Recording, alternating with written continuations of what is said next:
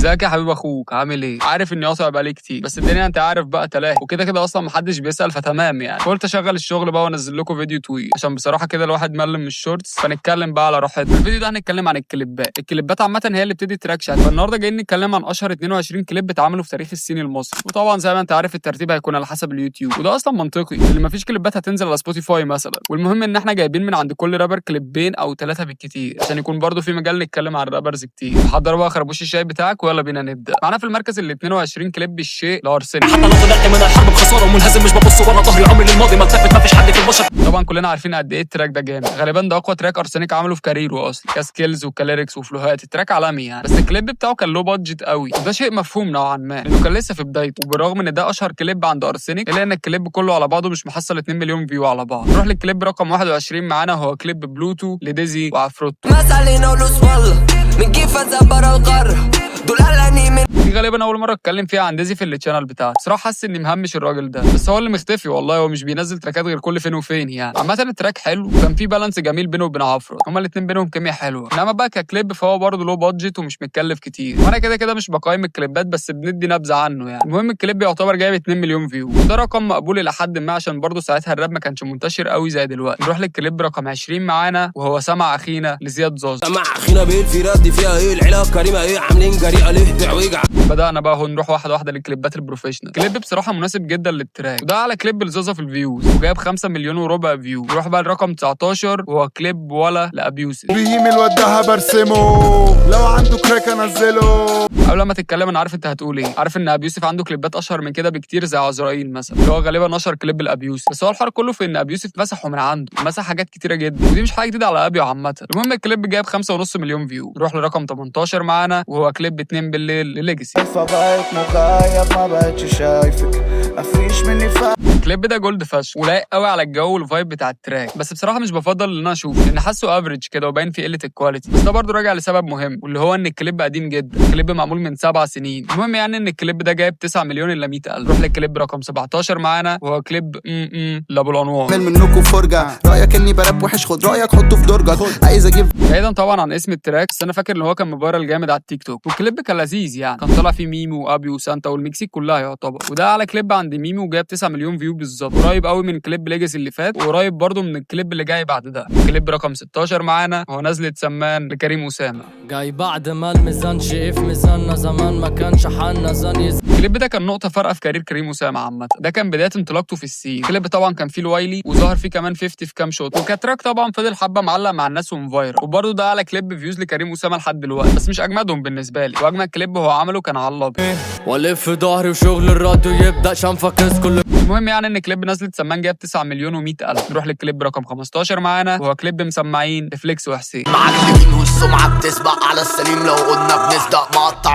ومن اول هنا بقى هتلاقي كل اللي جاي معدي ال 10 مليون فيو. الدويتو ده كان حلو جدا، كان كل تراك يعملوه سوا هيت، بس الدنيا طبعا ما بتفضلش على حالها، والرجاله قلبوا على بعض. مش فاكر ليه بصراحه، بس هو اكيد حاجه ليها علاقه بالفلوس، وكل واحد فيهم حاليا اتفرق وبقى ينزل سناجل. المهم الكليب جايب 13 مليون فيو على اليوتيوب. نروح للكليب رقم 14 معانا، وهو كليب ما علينا لشهيد. اسمي فخورة بيا اتويكسي سبحان الله زمان. التراك ده اول ما نزل كان فايرال في كل حته، مع ان انا شخصيا مش بحب التراك ده، بس ما يمنعش ان هو حلو. البيت بتاعه مختلف جدا عن اي حاجه اتعملت ساعتها، وده شيء في التراك ده كان رايق. وفاكر برضو ان الكليب اول ما نزل عجب الناس جدا، والكليب جاب 15 مليون فيو على اليوتيوب. وجايز حالك بقى عشان من اول هنا انت هتسمع ارقام اعلى من كل اللي فاتوا دول بحبه حلوين. الكليب رقم 13 معانا هو المبدا لمروان بابلو. زميلي بيسال عن المبدا وقت الماده بيروح فين. طبعا مش محتاج اقول اي حاجه على كليب زي ده، الكليب الالوان اللي فيه والكادرات حلوين جدا، والاهم من كل ده اصلا ان الكليب ده مليان رمزيات، وانت فاهم وانا فاهم الرمزيات دي كانت عن ايه بالظبط. وده طبعا كل ده احنا ما اتكلمناش عن التراك اللي كان يعتبر هو الهتايه بتاعت البوم اخر قطعه فنيه. وبفكر اصلا ان انا اعمل فيديو كامل عن الالبوم ده، لان كان وراه قصه كده بابلو كان عايز يحكيها في التراكات. المهم بابلو هادي الاثنين عاملين دويتو عالي فشخ بصراحه. هو مش بنفس جمدان دويتو بابلو مولوتوف، بس برضه محدش يقدر ينكر ان هم طلعوا لنا تراكات كتير جامده زي كارما مثلا.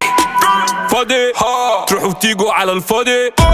المهم الكليب جاب 21 مليون فيو. نروح للكليب رقم 12 معانا، وهو كليب بربري لبابلو برضه. سيء الالماني لا مالي كلكع وسلككم بالالي. ودي كمان هيتال بابلو ومعمر. والكليب حاسه عادي بصراحه، هو طبعا من ناحيه الانتاج والتمويل فهو متكلف جدا، يعني في تسلا وشنطه فلوس وبتاع، بس عادي كجمدان فاهم. يعني بابلو عمل كليبات كتير اجمد منه زي فري مثلا، باك ما تقوليش راب شقان الراب حارق ناس كتير كده راجع حباك موت كل او حتى اللي قبل ده على طول اللي هو المبدأ.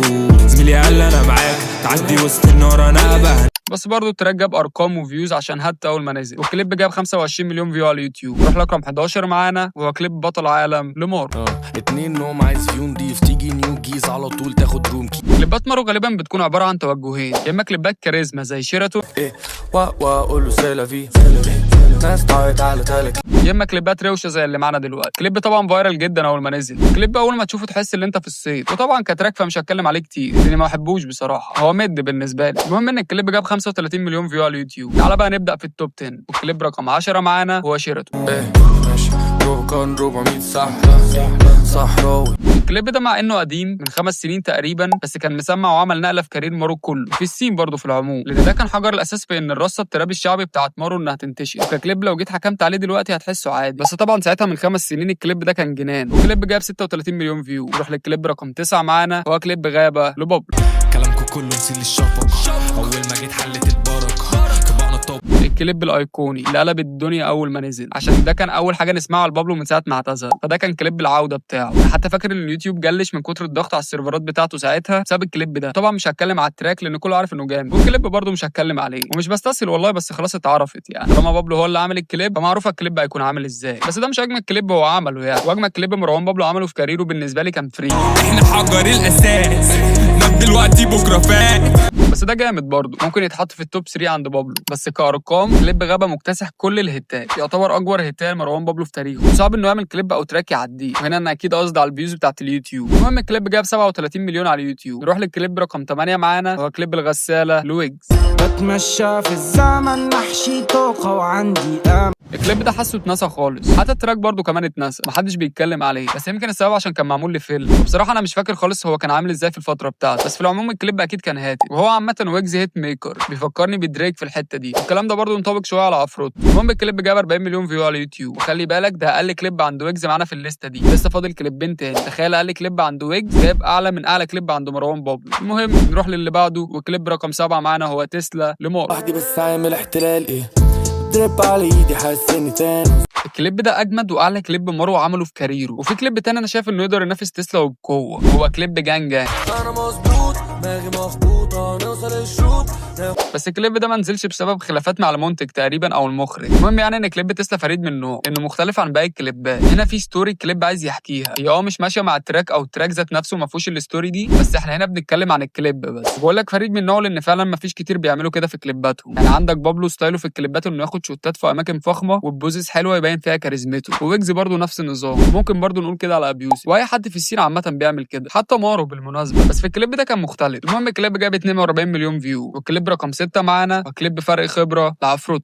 صعب تقرا ان كله فتره شكلي تايه مش عندي خطه شخص. مش هتكلم كتير بصراحه عن الكليب ده لانه مش عاجبني، وهنا انا اقصد التراك، هو جامد كده كده بس هي مساله اذواق. وككليب بقى هو عادي، يعني كليب معمول لفيلم اصلا، الكليب ضرب وسمع والفيلم لا. والكليب جايب 46 مليون فيو. تعال بقى نبدا في التوب 5. والكليب رقم 5 معانا هو كليب سيري لشاهين. كتير في الحصلة والضحك بيجي هنا بالقطرة تيجي تسوق مكان. الكليب الوانه مريحه جدا للعين، حتى كمان التراك في الهادي منه، الاثنين عاملين مع بعض ميكس كويس، وده طبعا اعلى هيت عملها شاهين طول كاريره. اعلى كليب جاب له فيوز لحد دلوقتي، جاب 46 مليون فيو ونص. روح للكليب رقم 4 معانا وهو كليب برازيل لمارو وعفروت. اسمر برقص الزم الصمت وحط مكياج انا عمك دهبا. بكل صراحه الثنائيه دي هي الاقوى في السين، الاثنين عملوا مع بعض تراكات جامده كتير وهيتات اكتر، بس التعاون ده كان هو الابرز ما بينهم، وبصراحه عرفوا يظبطوا كل حاجه ليها علاقه بالتراك ده. يعني مثلا الكليب معمول كانه متصور في حواري البرازيل بجد، حتى كمان الالوان بتاعته متناسقه وغالب عليها الطابع الاخضر والاصفر زي علم البرازيل. حتى كمان في الكورس عفروتو بيقول سامبا واو برقصه سامبا برازيلي واسمر